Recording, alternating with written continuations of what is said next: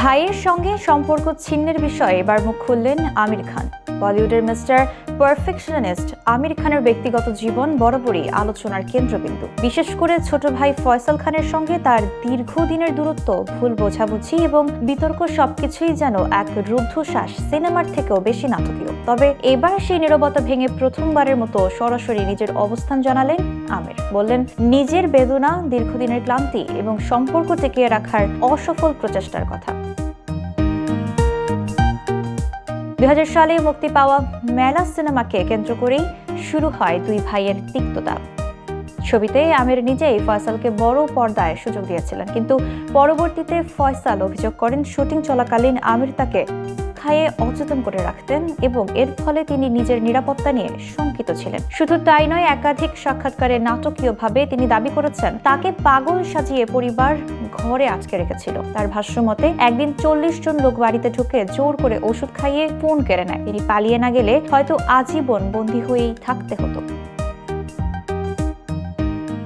এমন অস্বস্তিকর অভিযোগগুলো নিয়ে এতদিন নীরব ছিলেন আমির, কিন্তু এবার তিনি আবেগ নিয়ন্ত্রণ করতে না পেরে বলেন, আমি আর কি করতে পারি, এটাকে আমি আমার ভাগ্য বলেই মেনে নিয়েছি। আপনি গোটা বিশ্বের সঙ্গে লড়াই করতে পারেন, কিন্তু নিজের পরিবারের সঙ্গে কিভাবে লড়বেন? তার কণ্ঠে ছিল গভীর হতাশা এবং দীর্ঘদিনের বোঝাপড়ার ব্যর্থতা। তবুও পাল্টা অভিযোগ না এনে আমির বরং তুলে ধরেছেন এক মানবিক দৃষ্টিভঙ্গি। তার মতে ফয়সাল চাইলে আবারও অভিনয়ে ফিরতে পারেন, আর বলিউডে কেউ যদি কাজ দিতে না চায় তবে তিনি নিজেই ভাইয়ের সঙ্গে কাজ করতে রাজি। তিনি বলেন, আমি চাই ফয়সাল ভালো থাকুক, তার প্রতিভা আছে, যদি সুযোগ না পায় আমি নিজেই তাকে সুযোগ দিতে প্রস্তুত।